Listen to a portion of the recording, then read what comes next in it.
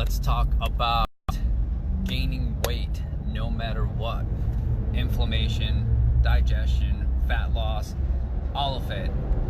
The big picture, but also we'll talk about what I am doing to overcome all of this. How did I figure out, why I was gaining weight out of control?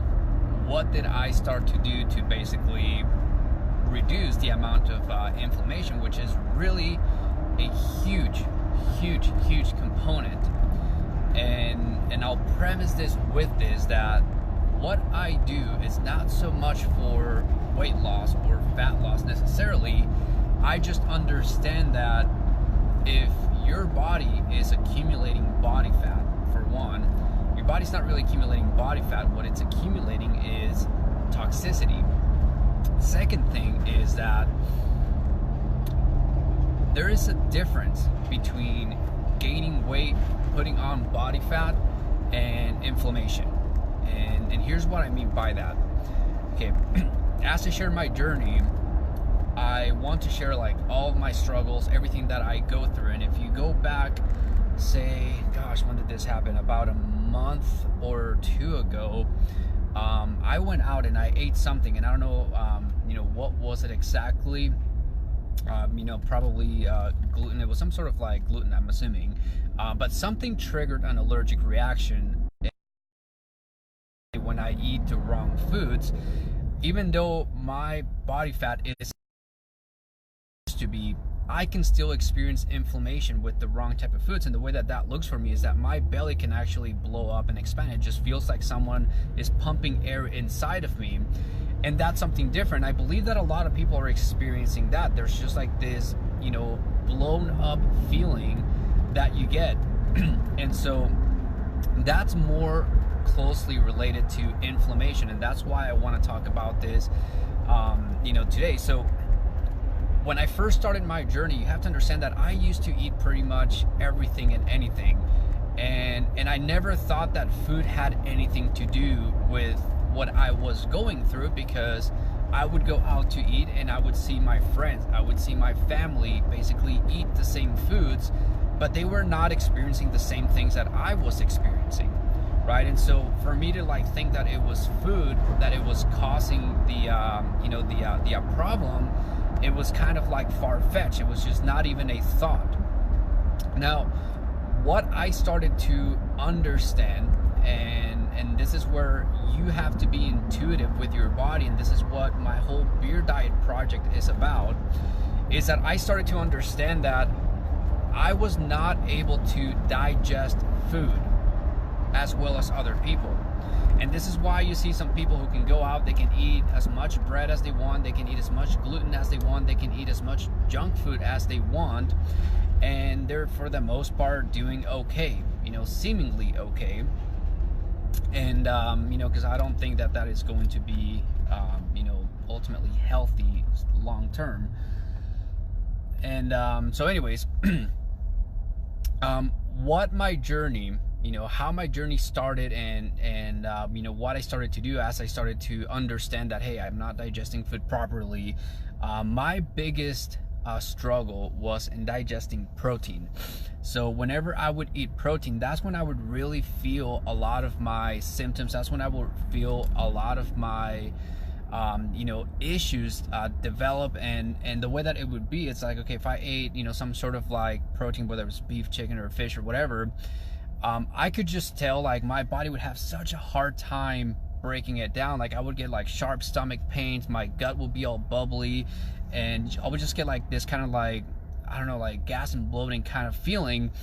And what I started to do at that time, this is where I started to really look into my brewing knowledge and understand that, hey, if I'm not breaking down protein, then my body maybe needs the enzymes that break down protein, right? Enzymes is what breaks down food for you.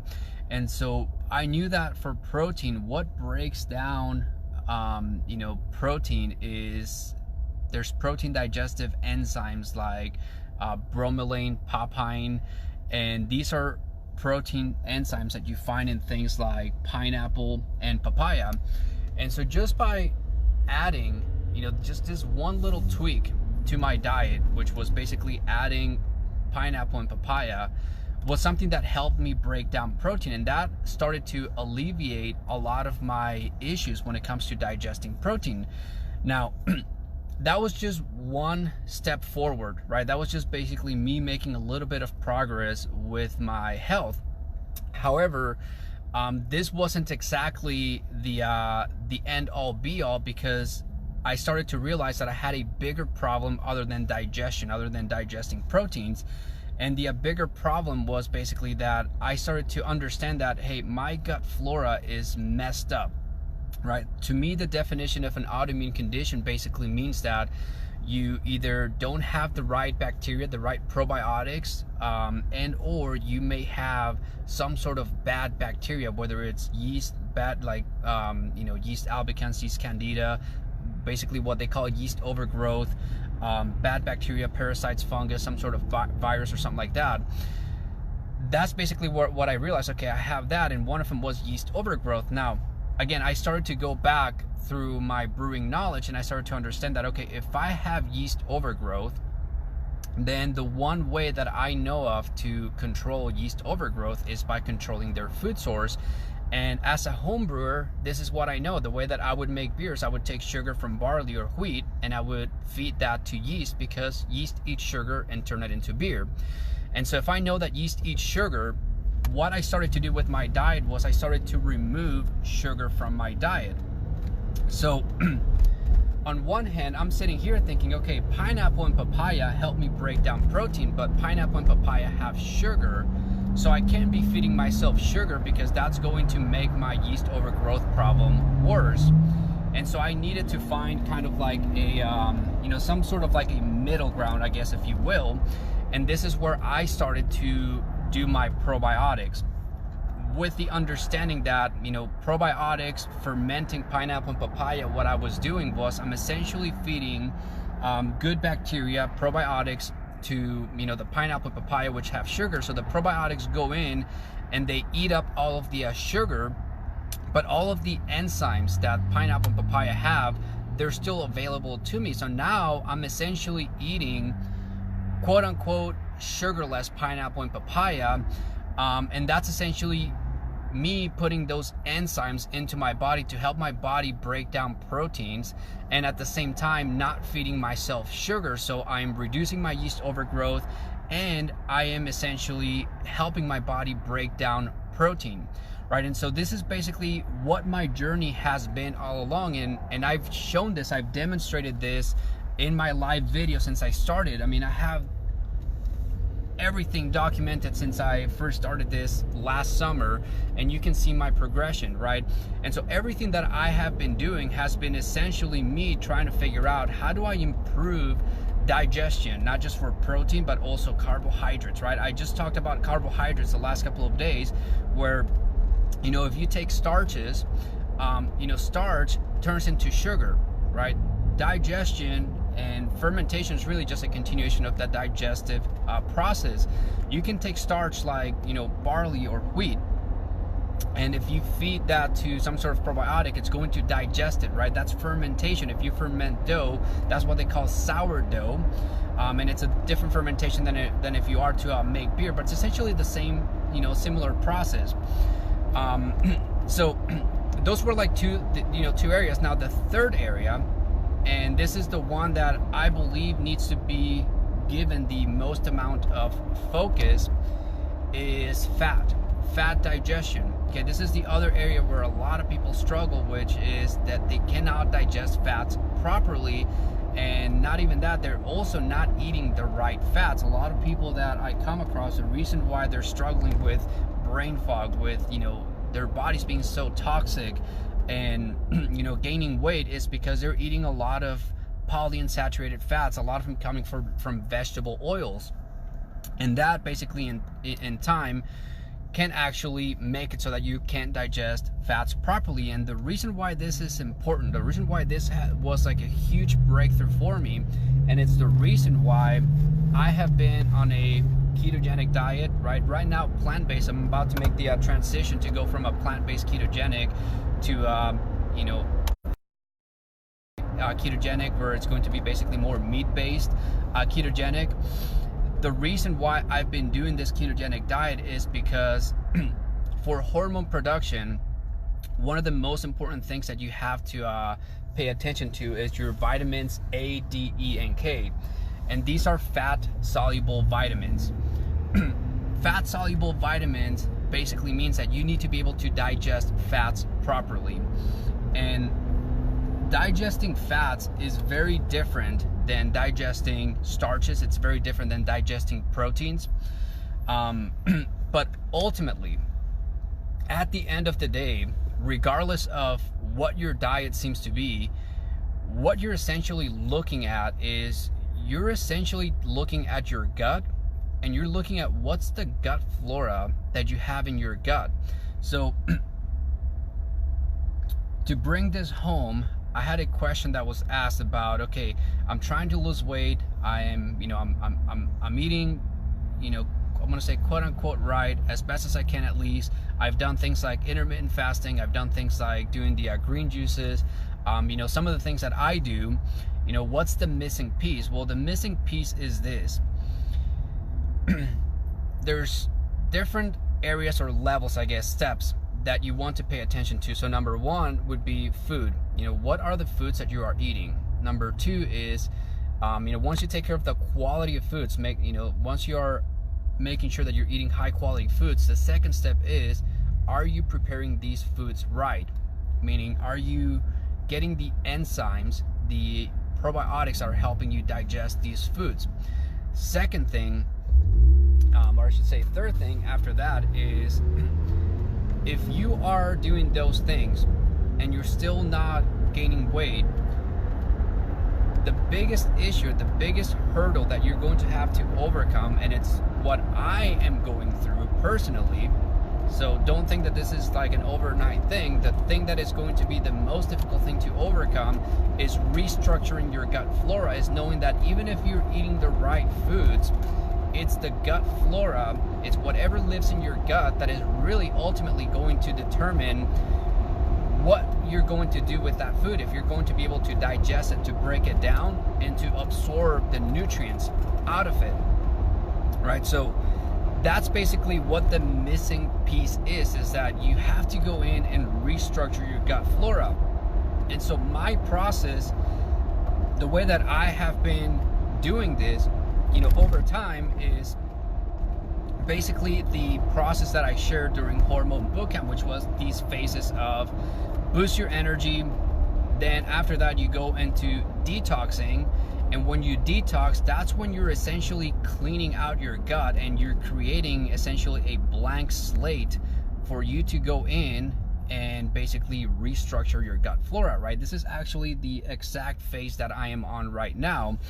Prior to me, doing this detox, I basically started to do a, what I call like an energy jumpstart, right? And for me, an energy jumpstart is basically paying attention to the amount of water and minerals. So basically being hydrated, boosting my vitamin D levels, and then boosting mitochondrial function. These are like the top three. This is what I've shared with anyone who's sent me like a success story that they now have more energy after however long they've been without. This is basically the process that I've walked them through. And to start off with water and minerals, this is where I go back to, again, my brewing knowledge. And what I am doing with that is I'm basically looking at, okay, what digests food, right? And in brewing beer is really nothing more than taking barley, which has starch, and digesting that starch, basically breaking it down into sugar. That's digestion. If you eat bread, that's starch, and that starch will ultimately become sugar. That's digestion. That happens in your digestive tract. So what makes starch become sugar, right? Digestion. What makes digestion happen? What makes it possible? It's water, it's minerals, it's the right pH, the right temperature, and the right bacteria. Just like that happens out in the brewing process, it's how it happens in the body. You eat bread, that's starch.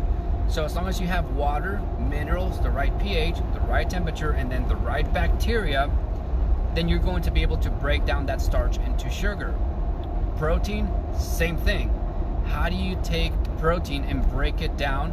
How do you digest it, break it down into amino acids, right?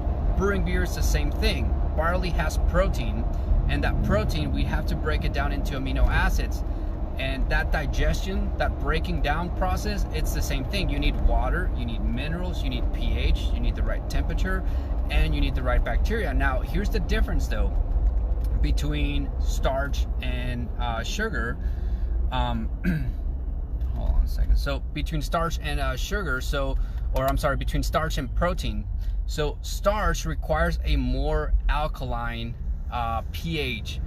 Protein requires a more acidic pH, right? But everything else is the same. You still need water, you still need minerals, you still need, the temperature, and actually temperature is also different. Starch, depending on, what kind of sugar you want out of the starch, you need a higher temperature, whereas protein requires a slightly lower temperature. So when you start thinking about this and you look at the body, you look at your digestive system, your digestive tract, it now starts to make sense why your mouth releases saliva, and saliva releases the enzymes amylase, which is basically what breaks down starch into sugar. So really, if you're eating starch, the way that you're supposed to digest starch is you're supposed to hold that starch in your mouth and let that saliva basically liquefy it and break it down. Most people, including myself, have a hard time chewing food for longer than a couple of seconds, right? We bite, and usually what happens is we take a couple of bites and then we just gulp it down, because that's where a lot of flavor is at, you bite it and then you just swallow it. You tend to like taste food. If you actually hold it in your mouth and you let saliva basically dilute it and digest it, flavor kind of goes away. So in a way, it takes away the enjoyment of food, but that's how you digest food. And a lot of cultures, there's ancient cultures that understood digestion to this level where they're able to make beers. In Central America, there's a beer called chicha beer, and it's made with corn, and corn doesn't really have the digestive enzymes that barley or wheat have.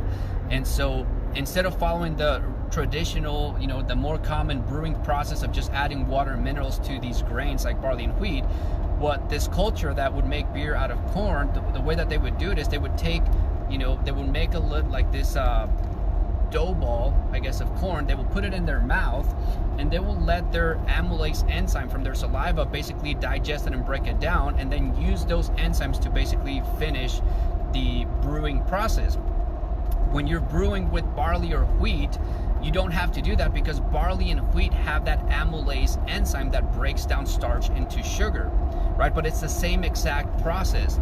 And so for me, because I understand this, I am now basically, I started to look at my diet in a way where I'm like, okay, if I'm eating starch, how can I make sure that my body can break down and digest this starch, right? And so that's where I started to basically play around with what I will call, I guess, single or, like mono type of, food groups.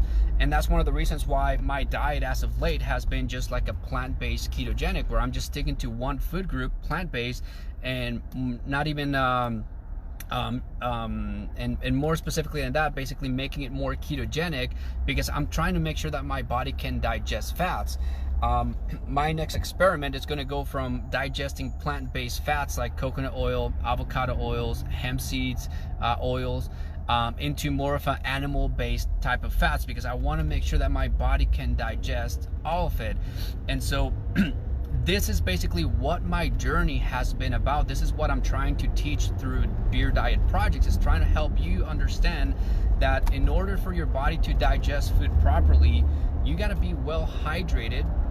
You got to pay attention to the pH of your body and your digestive tract, meaning if you're eating starch, your mouth is more alkaline, your stomach is more acidic, and that's why protein is primarily broken down in your stomach. So now if you're going to be eating, for example, for me, as I go and transition into a meat-based ketogenic diet, I'm going to have to make sure that my stomach is producing stomach acid, because it needs to have that acidic pH to break down the protein. And guess what the stomach uses to produce stomach acid? It needs a lot of water. So again, hydration plays a big part. Stomach acid, that's what's going to take care of the pH. Temperature. Temperature in the body is really regulated by your hormones. So if you have low hormone production, more than likely you have low body temperature, which is what I had. My hands would be cold, my feet would be cold. I would just be cold. Even in the middle of summer here in Arizona, I would sometimes be cold, which is like the weirdest thing. And it's not, that's just not normal. But that's basically, again, that's me paying attention to these, 5 things. Water, minerals, pH, temperature, and then the last is bacteria. And when I say bacteria, understand that there's good bacteria, there's bad bacteria. Good bacteria is probiotics. Pro meaning for, biotics meaning life. So probiotics basically stands for life. Antibiotics is against, biotics, life. So it's against life. That's why antibiotics kill, probiotics grow. So as I transition into a meat-based ketogenic diet, what I'm going to be looking at is me growing good healthy bacteria in my gut. And it's basically what I have been doing through all of my ferments, and by cleaning out my gut, by getting rid of all the bad bacteria, parasites, or as much as I can, I now have a clean slate to go in and basically make sure that I can digest this food properly. And really, this diet for me is like the ultimate elimination diet, where I've removed anything that will essentially trigger some sort of inflammatory food from my diet. Because at the end of the day, going back to where I started, that there's a difference between gaining weight by putting on body fat, which happens by having toxicity and accumulating toxicity in the body. That's what body fat is. But there's a difference between that and inflammation. Inflammation is when you have undigested proteins in the body. When your body can't break down proteins, it basically considers that protein as a foreign invader, a foreign body, and it attacks it. And the way that it attacks it is basically it tries to break it down. And this is where a lot of autoimmune conditions develop, is you have your body releasing enzymes to break down protein, but now you have proteins that can't really be digested in the body, and these enzymes can start to break down similar proteins like your thyroid, like other parts of the body. If you've seen the pictures on my website where I broke out in hives, that was an allergic reaction. That was basically my body trying to break down proteins, and it was just releasing all these enzymes, histamine, basically trying to get rid of some foreign protein, but instead it started to attack my own body. And this is what happens with leaky gut. Is leaky gut, your body can basically be exposed to undigested proteins, right? So this is basically what I have been dealing with. So if you ask me what do I need to do to lose weight, and if you're like me, where like your middle section is just expanding and blowing up, if it's inflammation, understand that there's the 2 things that you have to do is you have to detox your body. The way you detox your body is through I do intermittent fasting and take probiotics. But before you do that, I would suggest that you would basically go and, number 1, start removing any kind of foods that will trigger allergic reactions, and work on digestion first. Work on making sure that you're well hydrated, that you have the amount of minerals that you need, making sure that you have your vitamin D levels, that they're up where they need to be. Most people with autoimmune conditions have low vitamin D levels, and this is really from experience, from me talking to a lot of you guys that reach out to me. Pretty much everyone that I've talked to has low vitamin D levels, and there's a lot of you who have never been tested, and I can pretty much almost guarantee that that's basically one of the things that you may have going on. So that's the other area that you want to focus on. And then mitochondrial function, making sure that your body's producing energy, because in order for your body to clean itself up and restructure itself, you need strong mitochondrial function. This is basically the foundation of it. And once you build up that energy, then you can begin to detox, clean your body, and basically begin to restructure your gut flora. That is the process. That's basically what I have been teaching, and that's really what I'm trying to walk you guys through. So if you go through Hormone Bootcamp with what I just shared, you know, I recommend you watch this video first of all a few times, take some notes, and then start going through Hormone Bootcamp. That's a 6-week program where I basically talk about this in a lot more detail. And you know, I'm putting a lot more resources on my website as well, so check those out and reach out to me if you are confused, if you have any questions, if you need more direction.